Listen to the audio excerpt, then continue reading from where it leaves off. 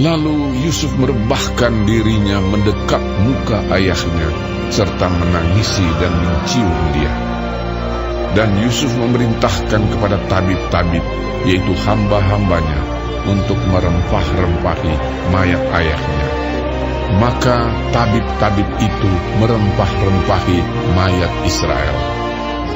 Hal itu memerlukan 40 hari lamanya, sebab demikianlah lamanya waktu yang diperlukan untuk merempah-rempahi, dan orang Mesir menangisi dia 70 hari lamanya. Setelah lewat hari-hari penangisan itu, berkatalah Yusuf kepada seisi istana Firaun, "Jika kiranya aku mendapat kasih-Mu, katakanlah kepada Firaun bahwa ayahku telah menyuruh aku bersumpah. Katanya, tidak lama lagi aku akan mati dalam kuburku yang telah kugali di tanah Kanaan. Disitulah kau kuburkan aku. Oleh sebab itu, izinkanlah aku pergi ke sana, supaya aku menguburkan ayahku. Kemudian aku akan kembali." Lalu berkatalah Firaun, "Pergilah ke sana, dan kuburkanlah ayahmu itu, seperti yang telah disuruhnya engkau bersumpah." Lalu berjalanlah Yusuf ke sana untuk menguburkan ayahnya, dan bersama-sama dengan dia berjalanlah semua pegawai Firaun, para tua-tua dari istananya, dan semua tua-tua dari tanah Mesir, serta seisi rumah Yusuf juga, saudara-saudaranya, dan seisi rumah ayahnya. Hanya anak-anaknya serta kambing domba dan lembu sapinya ditinggalkan mereka di tanah Gosen. Baik kereta maupun orang-orang berkuda turut pergi ke sana bersama-sama dengan dia, sehingga iring-iringan itu sangat besar. Setelah mereka sampai ke Goren Haatat yang di seberang sungai Yordan, maka mereka mengadakan di situ ratapan yang sangat sedih dan riuh, dan Yusuf mengadakan perkabungan 7 hari lamanya karena ayahnya itu.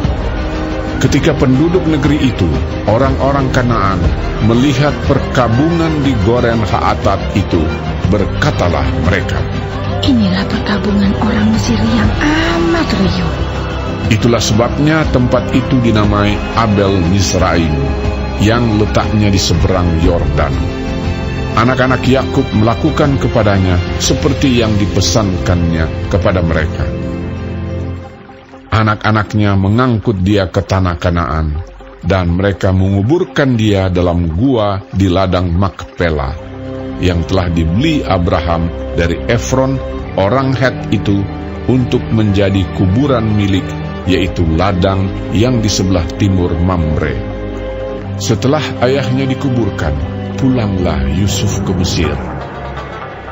Dia dan saudara-saudaranya dan semua orang yang turut pergi ke sana bersama-sama dengan dia untuk menguburkan ayahnya itu. Ketika saudara-saudara Yusuf melihat bahwa ayah mereka telah mati, berkatalah mereka, Boleh jadi Yusuf akan mendendam kita dan membalaskan sepenuhnya kepada kita segala kejahatan yang telah kita lakukan kepadanya. Sebab itu mereka menyuruh menyampaikan pesan ini kepada Yusuf. Yusuf, sebelum ayahmu mati, ia telah berpesan, beginilah harus kamu katakan kepada Yusuf, ampunilah kiranya kesalahan saudara-saudaramu dan dosa mereka, sebab mereka telah berbuat jahat kepadamu. Maka sekarang ampunilah kiranya kesalahan yang dibuat hamba-hamba Allah ayahmu. Lalu menangislah Yusuf ketika orang berkata demikian kepadanya. Juga saudara-saudaranya datang sendiri dan sujud di depannya serta berkata, Kami datang untuk menjadi budakmu. Tetapi Yusuf berkata kepada mereka, Janganlah takut, sebab aku inikah pengganti Allah. Memang kamu telah mereka-rekakan yang jahat terhadap aku, tetapi Allah telah mereka-rekakannya untuk kebaikan, dengan maksud melakukan seperti yang terjadi sekarang ini, yakni memelihara hidup suatu bangsa yang besar. Jadi janganlah takut. Aku akan menanggung makanmu dan makan anak-anakmu juga. Demikianlah ia menghiburkan mereka dan menenangkan hati mereka dengan perkataannya.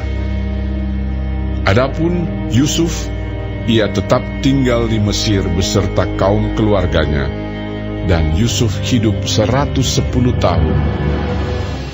Jadi Yusuf sempat melihat anak cucu Efraim sampai keturunan yang ketiga, juga anak-anak Makhir, anak Manasye, lahir di pangkuan Yusuf. Berkatalah Yusuf kepada saudara-saudaranya, "Tidak lama lagi aku akan mati. Tentu Allah akan memperhatikan kamu dan membawa kamu keluar dari negeri ini ke negeri yang telah dijanjikannya dengan sumpah kepada Abraham, Ishak, dan Yakub."